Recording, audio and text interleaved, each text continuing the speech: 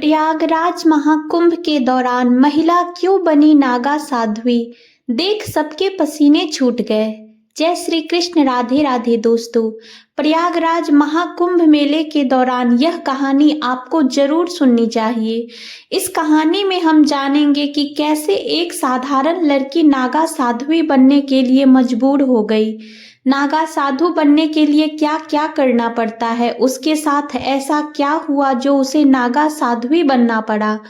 प्रयागराज महाकुंभ के दौरान नागा साध्वी के दर्शन करने से मनुष्य किस प्रकार दुखों से मुक्त हो जाता है। जिस भी मनुष्य को नागा साध्वी का आशीर्वाद मिल जाता है उसके सारे कष्ट दूर हो जाते हैं। दोस्तों, एक ममता नाम की लड़की थी जिसने बचपन से ही जीवन में कठिनाइयों को सहन किया था। उसके माता पिता का बचपन में ही देहांत हो गया था और वह एक अनाथालय में पली बढ़ी थी। ममता का स्वभाव इतना मधुर और सरल था कि अनाथालय में हर कोई उसे पसंद करता था। वह दूसरों की मदद करने में हमेशा आगे रहती थी और हर परिस्थिति में मुस्कुराना नहीं भूलती थी। जब ममता बड़ी हो गई तब अनाथालय के मालिक ने ममता का विवाह रमेश नाम के व्यक्ति से कर दिया। रमेश देखने में तो साधारण था लेकिन उसके स्वभाव में क्रूरता और स्वार्थ भरा हुआ था। ममता ने उसे अपना भाग्य मानकर रमेश के साथ घर बसाने की ठानी। शादी के कुछ ही दिनों बाद रमेश और उसके परिवार का असली चेहरा ममता के सामने आ गया। ससुराल वाले हर छोटी छोटी बात पर उसे ताने देते, गाली गलौज करते और रमेश अक्सर शराब के नशे में उसे पीटता। ममता को कभी यह समझ नहीं आया कि उसने ऐसा क्या किया जो उसे इतनी सजा मिल रही है। वह अपनी सास के तानों और अपने पति के क्रूर व्यवहार को सहते हुए दिन रात घर के कामों में लगी रहती। एक दिन ममता की सास ने उसे दहेज ना लाने का ताना देते हुए बुरी तरह अपमानित किया और उस पर हाथ उठाया। ममता ने अपनी आंखों में आंसू भरकर सास से विनती की कि वह उसकी बात समझे, लेकिन उसकी सास ने उसे और अधिक तिरस्कार किया। रमेश ने भी उसका पक्ष लेने के बजाय उसे घर से बाहर निकाल देने की धमकी दी। उस रात ममता अपने छोटे से कमरे में बैठी अपने माता पिता की तस्वीर के सामने फूट फूट कर रो रही थी। वह सोच रही थी कि अगर उसके माता पिता होते तो क्या वह इस तरह की पीड़ा सहती। उसकी आंखों में दर्द, अपमान और असहाय के आंसू बह रहे थे। उसे लगने लगा कि यह संसार उसके लिए एक जेल बन चुका है। अगले दिन ममता के पति ने उसे फिर से मारा पीटा और उसकी सास ने सच में उसे घर से बाहर निकाल दिया। बिना किसी सहारे, बिना किसी ठिकाने के ममता अकेली सड़क पर खड़ी थी। उसके मन में बस यही सवाल गूंज रहा था कि क्या मेरे जीवन में कभी सुकून आएगा। घर से निकाले जाने के बाद ममता की जिंदगी एक कठिन सफर में बदल गई। उसके पास ना कोई ठिकाना था, ना कोई सहारा। वह दिन रात इधर उधर भटकती रही, कभी मंदिरों में तो कभी सड़कों के किनारे। भूख और प्यास से तड़पती ममता के पास अब बस उसकी इच्छा शक्ति ही बची थी। उसकी सुंदरता उसकी सबसे बड़ी परेशानी बन गई थी। राह चलते लोग उसे भद्दे भद्दे बातें करते और कुछ लोग तो उसे लालच देकर फंसाने की कोशिश भी करते। ममता ने इन सब चीजों से बचने के लिए कई बार अपने चेहरे को ढक लिया, लेकिन उसकी बेबस आंखें हर बार उसके दर्द को बयां कर देती थी। एक दिन थककर ममता गंगा नदी के किनारे जा बैठी। पानी की लहरें जैसे उसके दर्द को सुन रही थी। उसने आसमान की ओर देखते हुए रोते हुए कहा, हे भगवान, मैंने तो कभी किसी का बुरा नहीं चाहा, फिर मेरे साथ ऐसा क्यों हो रहा है। क्या मेरी जिंदगी में कोई शांति नहीं है। उसकी सिसकियों की आवाज सुनकर पास से गुजरते एक नागा साधु ने उसे देखा। वह साधु लंबे लंबे बालों और राख से सने शरीर के साथ गंभीर चेहरा लिए हुए था। उन्होंने ममता के पास आकर कहा, बेटी क्यों रो रही हो, तुम्हारी आंखों में इतना गहरा दुख क्यों है। ममता ने उन्हें अपनी पूरी कहानी सुना दी, अपने अनाथ होने से लेकर शादी में हुए अत्याचारों, अब तक के संघर्ष, सब कुछ बता दिए। उनकी बात सुनकर साधु ने गहरी सांस ली और कहा, बेटी संसार में बहुत दुख है, लेकिन हर दुख का अंत होता है। तुम इस दुख से निकल सकती हो, लेकिन उसके लिए तुम्हें खुद को बदलना होगा। ममता ने उत्सुकता से पूछा, कैसे बाबा? क्या मेरे जीवन में शांति और सम्मान लौट सकता है? साधु ने कहा, बेटी, हर संसार बुरी नजरों से भरा हुआ है, लेकिन अगर तुम नागा साध्वी बन जाओ तो कोई तुम्हारी ओर बुरी नजर डालने की हिम्मत नहीं करेगा। नागा साधुओं का जीवन कठिन होता है, लेकिन वह आत्मा की शुद्धि और परमात्मा की प्राप्ति का मार्ग है। ममता के दिल में पहली बार एक आशा की किरण जगी। उसने साधु से पूछा, बाबा, क्या मैं नागा साध्वी बन सकती हूँ? मुझे इस कठिनाई से निकलने का कोई भी रास्ता मंजूर है। साधु ने कहा, यह रास्ता कठिन है बेटी, लेकिन अगर तुम्हारा मन सच्चा है तो तुम यह कर सकती हो। ममता ने अपनी सारी इच्छाएं और भय त्याग कर नागा साध्वी बनने का निर्णय लिया। ममता ने अपने जीवन को बदलने का दृढ़ निश्चय कर लिया। वह नागा साधु के साथ गंगा किनारे एक छोटे से आश्रम में पहुंची, जहां कई साधु संत साधना और तपस्या में लीन थे। साधु ने ममता को वहां के गुरुजी से मिलवाया। गुरुजी ने ममता को देखा और उसकी आंखों में छलकती आंसू दृढ़ संकल्प को परखा। गुरुजी ने कहा, बेटी, नागा साध्वी बनने का मार्ग कठिन है। यह मार्ग तपस्या, त्याग और संयम से भरा हुआ है। क्या तुम इसके लिए तैयार हो? ममता ने सिर झुकाकर कहा, गुरुजी, मैं अपने पुराने जीवन को त्याग कर नया जीवन जीना चाहती हूँ। कृपया मुझे इस राह पर चलने का मार्ग दिखाएं। गुरुजी ने उसे समझाया कि नागा साधु या साध्वी बनने के लिए शरीर और मन दोनों को कठोर तपस्या के लिए तैयार करना होता है। उन्होंने ममता को बताया कि यह प्रक्रिया 4 चरणों में पूरी होती है। पहले चरण त्याग का होता है। ममता को सबसे पहले अपने पुराने जीवन के सभी बंधनों को त्यागना पड़ेगा। उसे अपने सारे कपड़े, गहने और भौतिक वस्त्रों को नदी में बहाने पड़े। यह एक प्रतीक था कि उसने अपने सांसारिक जीवन को पूरी तरह त्याग दिया है। इसके बाद उसे साधु संतों के समान वस्त्र पहनाए गए और शरीर पर भस्म लगाया गया। दूसरे चरण शुद्धि और दीक्षा होती है। गंगा नदी में गंगा स्नान कराकर ममता को शुद्ध किया गया। यह शुद्धिकरण उसकी आत्मा को पवित्र बनाने के लिए था। उसके बाद गुरुजी ने उसे मंत्रों का जाप सिखाया और नागा साध्वी बनने की दीक्षा दी। इस दीक्षा के दौरान ममता ने गुरुजी और देवताओं के सामने यह वचन लिया कि वह हमेशा सत्य, तपस्या और ब्रह्मचर्य के मार्ग पर चलेगी। तीसरा चरण तपस्या का अभ्यास होता है। ममता को कठिन तपस्या करनी पड़ी। उसे दिन रात ध्यान और योगाभ्यास करना सिखाया गया। वह जंगलों में जाकर कठोर साधना करती, कभी कभी बिना खाए पिए घंटों तक ध्यान में बैठी रहती। यह तपस्या उसके शरीर और मन को मजबूत बनाने के लिए थी। चौथा चरण आध्यात्मिक ज्ञान की प्राप्ति होता है। गुरुजी ने ममता को वेद, उपनिषद और अन्य शास्त्रों का अध्ययन कराया। ममता ने अपनी शिक्षा में गहरी रुचि दिखाई और धीरे धीरे आत्मज्ञान की ओर बढ़ने लगी। कई महीनों के कठिन अभ्यास और तपस्या के बाद ममता ने नागा साध्वी के रूप में अपनी पहचान बना ली। उसका मन अब शांत और दृढ़ था। उसने संसार की हर बुरी नजर और बुराई से ऊपर उठने की शक्ति पा ली थी।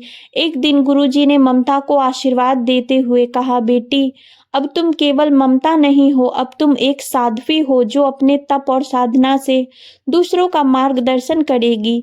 गुरुजी ने उसे समझाया कि नागा साधुओं का जीवन केवल साधारण साधना का नहीं, बल्कि त्याग, तपस्या और आत्मा शुद्धि का जीवन है। गुरुजी ने ममता को सुबह से लेकर रात तक कठोर नियमों का पालन करने का निर्देश दिया। भोजन पर संयम, ममता को केवल फल, कंदमूल और गंगाजल पर निर्भर रहना था। यह भोजन उसकी आत्मा को शुद्ध करने और शरीर को तपस्या के योग्य बनाने के लिए था। कई दिनों तक ममता को मौन व्रत रखना पड़ा। यह अभ्यास उसके मन को स्थिर और शांत करने के लिए था। इस दौरान उसने ध्यान और प्रार्थना के माध्यम से अपने भीतर के भय और अशांति को समाप्त करना सीखा। गुरुजी ने ममता को बताया कि नागा साधुओं के शरीर पर नियंत्रण अत्यंत आवश्यक है। ममता को गर्मी, सर्दी और बारिश जैसे कठोर मौसमों में खुले आसमान के नीचे तपस्या करनी पड़ी। वह केवल भस्म से अपने शरीर को ढकती और यह प्रतीक था कि उसने सांसारिक सुखों को पूरी तरह त्याग दिया है। ममता को प्रतिदिन योग के कठिन आसन और प्राणायाम का अभ्यास करना होता। यह अभ्यास न केवल उसके शरीर को मजबूत बना रहा था बल्कि उसकी आत्मा को भी जागृत कर रहा था। जंगलों में भटकते हुए जंगली जानवरों और कठिन परिस्थितियों का सामना करते हुए ममता ने अपने भीतर साहस और सहन शक्ति का विकास किया। गुरुजी ने ममता को वेद, उपनिषद और योग सूत्र पढ़ने के लिए प्रेरित किया। इन ग्रंथों के माध्यम से उसने ब्रह्मांड के रहस्यों, आत्मा के सत्य और परमात्मा की महिमा को समझा। गुरुजी ने उसे विशेष मंत्रों का जाप सिखाया जिनसे वह अपनी साधना को और गहन बना सके। ममता ने अन्य साधुओं की सेवा करना और उनकी जरूरतों का ध्यान रखना भी सीखा। यह सेवा उसे अहंकार से मुक्त करती और उसकी आत्मा को और शुद्ध बनाती। एक दिन गुरुजी ने ममता को नागा साध्वी बनने की अंतिम दीक्षा देने का निर्णय लिया। एक बड़े यज्ञ का आयोजन किया गया। ममता को अपना खुद का पिंडदान करना पड़ा। उसने संसार के हर बंधन और मोह माया से मुक्त होने की प्रतिज्ञा ली। दीक्षा के बाद गुरुजी ने ममता को एक नया नाम दिया, साध्वी आत्मानंग। यह नाम उसके जीवन और आत्मा की शुद्धता का प्रतीक था। ममता अब साध्वी आत्मानंग बन चुकी थी। उसका चेहरा तपस्या के तेज से दमक रहा था। उसकी आंखों में अब वह डर और असहाय नहीं थी बल्कि आत्मविश्वास और करुणा का भाव था। उसने अपनी पूरी ऊर्जा मानव सेवा और ईश्वर साधना में लगा दी। अब वह अपने पुराने जीवन को पीछे छोड़कर एक नई राह पर थी। उसका संघर्ष और तपस्या उसे महान साध्वी के रूप में स्थापित करने की ओर अग्रसर थे। साध्वी आत्मानंदा अब वर्षों की कठोर तपस्या और ध्यान के मार्ग पर चल चुकी थी। उसकी साधना इसी गहन और शुद्ध थी कि उसने ब्रह्मांड के रहस्यों और परमात्मा की दिव्य शक्तियों को समझना शुरू कर दिया। साध्वी आत्मानंदा ने अपनी तपस्या से आत्मिक ऊंचाइयों को छू लिया था। वर्षों के ध्यान और योगाभ्यास के बाद उसने कुछ विशेष दिव्य शक्तियां प्राप्त की। उसके पास बैठने मात्र से लोगों के मन का भय और अशांति दूर हो जाती थी। वह केवल गंगाजल और भस्म से बीमारियों को ठीक कर देती थी। उसे सामने वाले व्यक्ति के विचार और कर्म समझने की शक्ति प्राप्त हो चुकी थी। दूसरी तरफ ममता के अत्याचारी ससुराल वालों को उनके बुरे कर्मों का फल मिलने लगा। ममता का पति रमेश, जिसने उसे मार पीट कर घर से निकाल दिया था, अब गरीबी और कर्ज में डूब चुका था। उसके बुरे व्यवहार और नशे की आदतों ने उसका सब कुछ छीन लिया। वह सड़कों पर भीख मांगने को मजबूर हो गया। उसकी सास, जिसने ममता को घर से बाहर निकाला था, अब गंभीर बीमारी से ग्रस्त थी। उसके पास इलाज के लिए पैसे नहीं थे और वह अपने किए पर पछतावा कर रही थी। रमेश और उसकी सास ने समझ लिया कि उनके जीवन में जो कुछ बुरा हो रहा है वह उनके ही कर्मों का परिणाम है। एक दिन रमेश और उसकी सास ने साध्वी आत्मानंद के बारे में सुना। उन्हें विश्वास नहीं हो रहा था कि वह ममता जिसे उन्होंने घर से निकाल दिया था, अब एक दिव्य साध्वी बन चुकी है। पछतावे और क्षमा की भावना के साथ वे साध्वी आत्मानंदा के दर्शन के लिए आए। रमेश ने रोते हुए कहा, ममता, मुझे माफ कर दो। मैंने तुम्हारे साथ जो भी अन्याय किया उसका पश्चाताप कर रहा हूँ। मैं जानता हूँ कि मैं इसके लायक नहीं हूँ, लेकिन क्या तुम मुझे क्षमा कर सकती हो? साध्वी आत्मानंदा ने उनकी ओर करुणा भरी दृष्टि से देखा और कहा, रमेश, यह संसार कर्मों का चक्र है। जो जैसा करता है उसे वैसा ही फल मिलता है, लेकिन क्षमा सबसे बड़ा धर्म है। मैंने तुम्हें और माँ जी को पहले ही माफ कर दिया है। अब अपने बचे हुए जीवन में अच्छे कर्म करो और दूसरों की सेवा करो। साध्वी आत्मानंदा की दिव्यता और करुणा की कहानियां दूर दूर तक फैल चुकी थी। लोग उनकी एक झलक पाने और उनके आशीर्वाद से अपने जीवन को सुधारने के लिए दूर दूर से आते। ममता, जो कभी अपने जीवन में दुखों का पहाड़ झेल रही थी, अब हजारों लोगों के लिए प्रेरणा बन चुकी थी। उसने अपने संघर्षों को अपने ताकत बनाया और संसार को यह सिखाया कि सच्चा त्याग और तपस्या व्यक्ति को दिव्यता के शिखर तक पहुंचा सकता है। समय बीतता गया और साध्वी आत्मानंद अब एक प्रतिष्ठित और पूजनीय साध्वी बन चुकी थी। उसकी तपस्या और दिव्यता का प्रभाव इतना गहरा था कि लोग उन्हें देवी स्वरूप मानने लगे। उनके आशीर्वाद से न केवल लोग अपनी समस्याओं का समाधान पाते थे, बल्कि उनके जीवन में शांति और आध्यात्मिकता का प्रकाश भी फैलता था। प्रयागराज महाकुंभ का आयोजन पूरे देश में उत्साह और भक्ति के साथ हो रहा था। यह कुंभ स्नान का विशेष अवसर था, जब लाखों लोग मैया गंगा के संगम में डुबकी लगाने के लिए एकत्र होते हैं। इस बार के महाकुंभ में साधु संतों और नागा साधुओं की उपस्थिति विशेष आकर्षण का केंद्र थी। साध्वी आत्मनंदा भी अपने शिष्यों और अन्य नागा साधुओं के साथ महाकुंभ में शामिल होने के लिए पहुंची। जैसे ही उन्होंने संगम के तट पर कदम रखा, उनके तेज और दिव्यता ने पूरे वातावरण को आलोकित कर दिया। उनकी उपस्थिति मात्र से लोगों के मन में शांति और भक्ति का संचार हो गया। साध्वी आत्मानंदा ने संगम के पवित्र जल में डुबकी लगाई। उनके स्नान के समय ऐसा प्रतीत हुआ मानो गंगा का पानी और अधिक पवित्र हो गया हो। लोग उनकी एक झलक पाने के लिए भीड़ लगाए हुए थे। उनके पास आने वाले भक्तों की लंबी कतारें थी। कोई अपनी बीमारी से छुटकारा पाने के लिए, कोई मानसिक शांति के लिए, तो कोई उनके दिव्य आशीर्वाद से अपने जीवन में प्रकाश लाने के लिए आया था। साध्वी आत्मानंदा ने हर किसी को करुणा और प्रेम से आशीर्वाद दिया। उन्होंने कहा, संसार के दुखों का समाधान सेवा, त्याग और तपस्या में है। गंगा मैया के इस पवित्र जल में डुबकी लगाकर अपने बुरे कर्मों को धो डालो और नए सिरे से जीवन जीने का संकल्प लो। महाकुंभ में रमेश भी पहुंचा। वह अब पूरी तरह से बदल चुका था। उसकी आंखों में पश्चाताप के आंसू थे। उसने साध्वी आत्मानंदा को देखते ही उनके चरणों में गिरकर कहा, मुझे माफ कर दो। मैंने तुम्हारे साथ जो किया उसके लिए मैं स्वयं को कभी माफ नहीं कर सका। तुमने मेरे जीवन को बदल दिया। तुम्हारी सिखाई करुणा और क्षमा ने मुझे एक अच्छा इंसान बना दिया। साध्वी आत्मानंदा ने उसे उठाया और कहा, जीवन में हर कोई गलतियां करता है, लेकिन उन्हें सुधारने का संकल्प लेना सबसे बड़ा धर्म है। तुम्हारा पश्चाताप ही तुम्हारा शुद्धिकरण है। आगे का जीवन अच्छे कर्मों के साथ बिताओ। महाकुंभ के इस आयोजन में साध्वी आत्मानंदा ने एक प्रवचन दिया। उन्होंने कहा, जीवन में जो दुख आते हैं वे हमें मजबूत बनाने के लिए होते हैं।